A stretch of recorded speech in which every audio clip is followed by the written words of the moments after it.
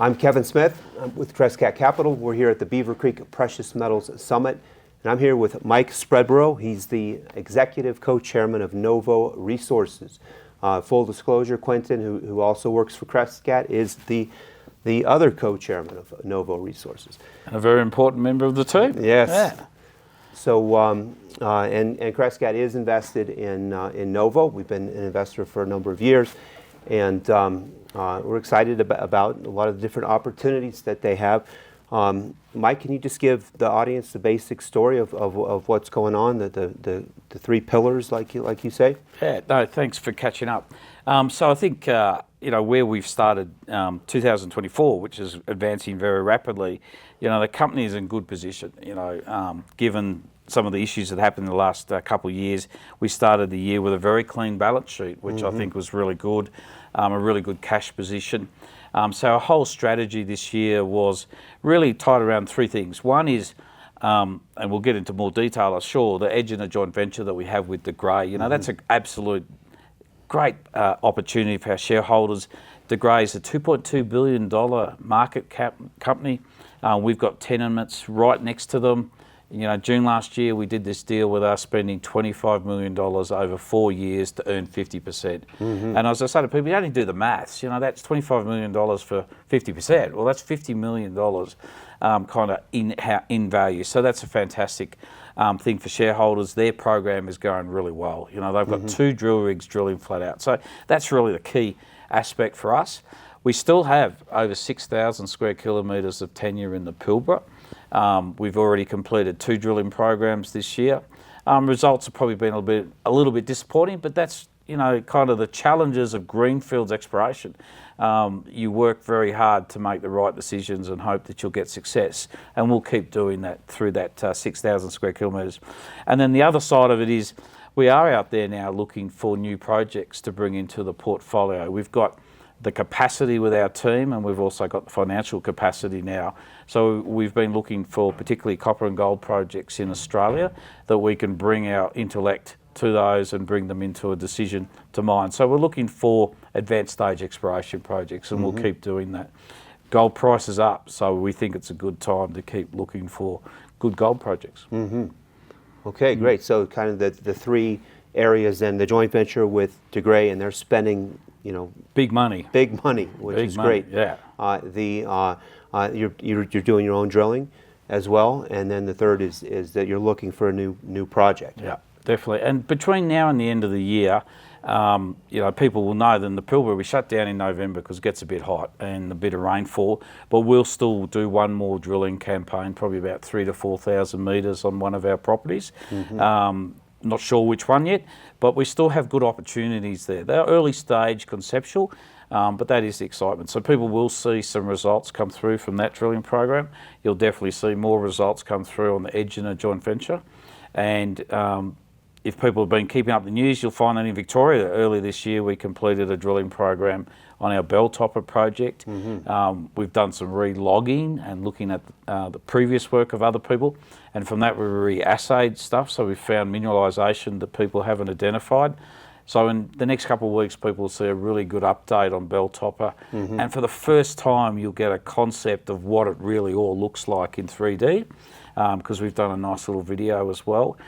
But the positive is we've now got a bit of a production exploration target on what we see, the prospectiveness. So that's been a solid piece of work for 2 years. And if you recall, I think Quentin was excited about that project about 6 years ago. So it takes a long time, some of these geology early stage projects. Sorry, you're drilling there now? We're finished drilling for this year. Okay. We'll put out this update, a bit about pathway forwards, and if things go well, we'll go back drilling. We like to drill in Victoria when we're not drilling in the Pilbara, right? So we can share resources.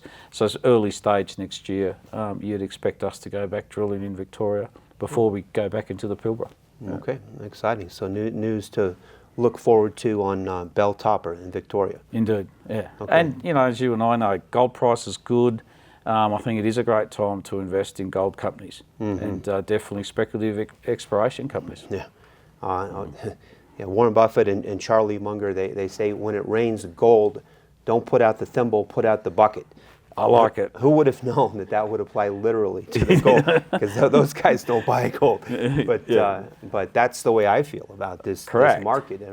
For the past couple of years, and that's what we've been doing at Crescat. We've been putting money to work into exploration companies that are making discoveries, that have made discoveries, and we're helping them get the money to do the drilling, to make the discoveries, and to build out the target resources, and this is and Novo's one of the companies that is doing that in our portfolio, and we just keep putting money to work because this is the valuations are cheap,